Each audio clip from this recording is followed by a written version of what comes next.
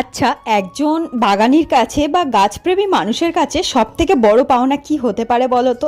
আমার মতে তার নিজের হাতে লাগানোর গাছের প্রথম ফুল দেখতে পাওয়া, সেটাই সবথেকে বড় পাওনা। আচ্ছা, এই যে গাছটা দেখালাম, এইটাতে সবার প্রথমে তোমাদের কোনটা নজরে আসবে? গাছে ফোটা ফুলটা নাকি গাছটা কিসে বসানো হয়েছে সেইটাতে? কিছু কিছু মানুষ আছে যাদের নজর পড়ে ওই কিসে বসালাম সেইটাতে, কিন্তু আমার মতো বেশিরভাগ মানুষেরই নজর পড়বে গাছটায় ফোটা ফুলের উপর। তোমরা যদি আমার বাগানটা পুরোটা ঘুরে দেখো, তার মধ্যে দেখতে পাবে 40% গাছই এমন কিছুতে বসানো রয়েছে যেগুলো পার্মানেন্ট নয়, মানে টবে নয়।